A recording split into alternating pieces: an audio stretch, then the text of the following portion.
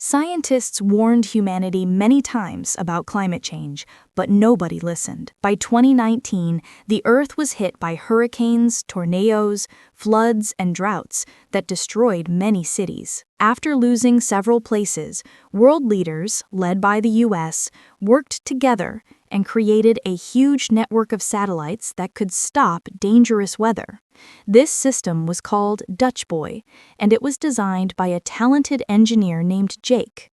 For now, the US controlled Dutch Boy, but in 3 years they plan to give control to an international council. One day, Jake is called to a Senate hearing because he punched a federal inspector and activated Dutch Boy without permission.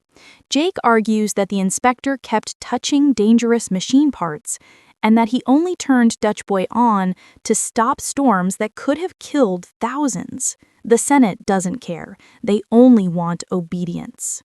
They decide to replace some staff at the station and force Jake to fire people. After the meeting, Jake sees his brother Max, who works for the Secretary of State. Max has been chosen to take over Dutch Boy, and he tells Jake he is firing him because it's best for the project. Jake is heartbroken and stops speaking to Max. 3 years later, a UN team in Afghanistan finds an entire frozen village where all the people are dead.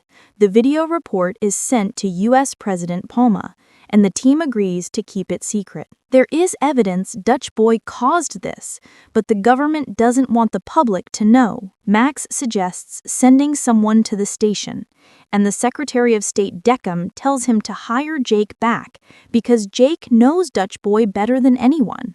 Meanwhile, at Dutch Boy, a satellite from Afghanistan returns to the station. An engineer named Habib finds strange data in the satellite and secretly copies it into his locker. But soon after, he enters a room where the doors suddenly lock and windows explode open. Habib is sucked into space and dies. The next day, Max visits Jake, who now lives in Florida after a divorce and only sees his daughter Hannah on some weekends. Jake tries to send Max away, but Max tells him about Afghanistan and Habib's death. When Jake refuses, Max convinces him by saying his invention is killing people. In Hong Kong, Long checks the system and sees strange info about the Afghanistan event. He tries to call Max but gets voicemail. Later, he goes shopping and notices how extremely hot the weather is. So hot that dropped eggs fry on the street. Suddenly, the ground shakes and fire whirlwinds destroy the city. Long escapes and watches Hong Kong collapse behind him. Jake prepares to leave for space.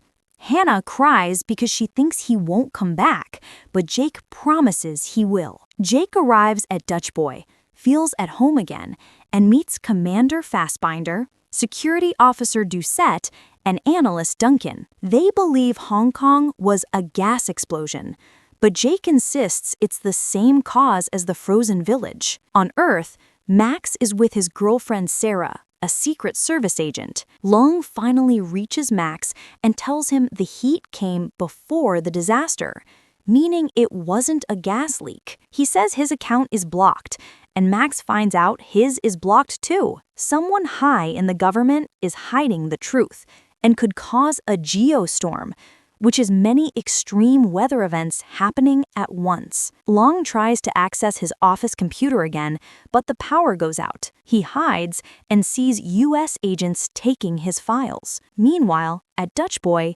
Jake discovers the Afghanistan logs are wiped, so he orders the team to check the other satellites. Max visits his friend Dana in IT. She finds that the blocked accounts were intentionally done by someone high level. Jake and Max talk through video, and Max tells Jake the incidents may be sabotage.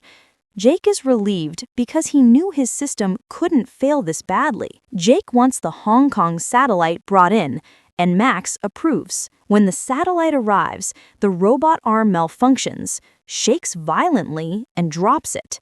It gets destroyed, and all the drives are fried. But Doucette watches Habib's death again and notices that one data panel got stuck in the communication tower. Jake and Fassbinder go on a spacewalk to retrieve it. Jake's suit suddenly malfunctions, slamming him around. He drops the panel, but secretly grabs the drive before letting go. After returning inside, Jake hides the drive because he suspects someone sabotaged his suit. Jake and Fassbinder examine the drive and learn there's no corruption. It was done on purpose. Someone hacked the station. At the same time, Long reaches DC, but is pushed in front of a car and dies. Before dying, he whispers, "Zeus." Max decodes Jake's hidden message, proof of sabotage, trust no one, then asks Dana to check Project Zeus. She discovers it's double encrypted in a White House-level system. They need the president's credentials. Sarah refuses at first, but agrees when Max says lives are at stake. At Dutch Boy, Jake, Fassbinder, and Doucette find Habib's real locker and discover the copied drive. It shows a virus has infected the system. Meanwhile, Dana finds Project Zeus simulations, all showing geostorms. Someone used these simulations to cause real disasters. Jake wants to shut down Dutch Boy to flush out the virus, but only the president has the kill codes. Max doesn't trust President Palma and decides to get the codes himself. President Palma travels to Orlando for a convention. Max convinces Sarah to help him secretly. At the same time,